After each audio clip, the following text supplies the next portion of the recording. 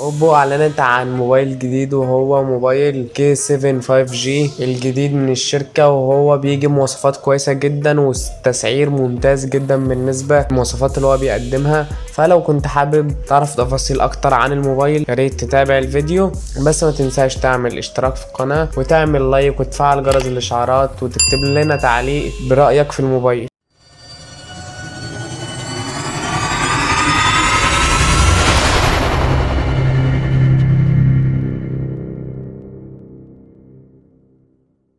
اول حاجه هنتكلم عليها في المراجعه هي شاشه الموبايل.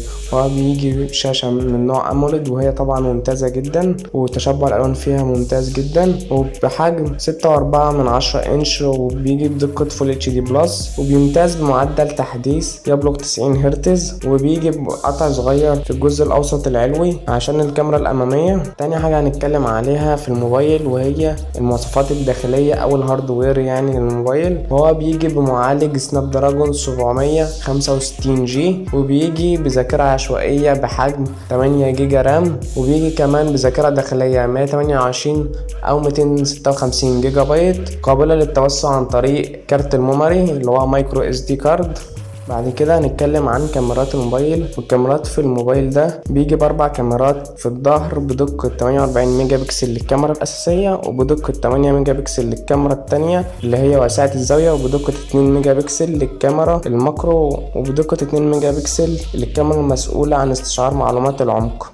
وبيجي كمان بكاميرا أمامية بدقة 32 ميجا بكسل. أما بقى بالنسبة لبطارية الموبايل فهو بيجي ببطارية بسعة 4025 ملي أمبير، بتدعم الشحن السريع بقوة 30 واط من خلال منفذ USB Type C. بالنسبة بقى لأندرويد الجهاز فهو بيجي بأندرويد 10 مع واجهة ColorOS 7.2 بتاعت أوبو، وكمان بيدعم مستشعرات زي مستشعر بصمات الأصابع في الشاشة، وبيدعم البلوتوث الإصدار الخامس. أما بقى بالنسبة لألوان الموبايل فهو هيكون متوفر بأربع ألوان: الأسود والأبيض اللؤلؤي والأزرق المتدرج للأحمر والأزرق. وبالنسبة لسعر الموبايل فهو هيكون $285 أمريكي لنسخة 128 جيجا بايت، و$330 أمريكي لنسخة 256 جيجا بايت. ومفيش أي معلومات إن هو هيتم إطلاقه على الصعيد العالمي، بس هو متاح للطلب المسبق في الصين.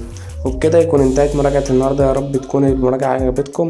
ما تنسوش تعملوا اشتراك في القناة وتفعلوا جرس الاشعارات عشان يوصل لكم من كل فيديوهاتنا الجديدة، وتعملوا لايك وتعملوا تعليق برأيك في الموبايل.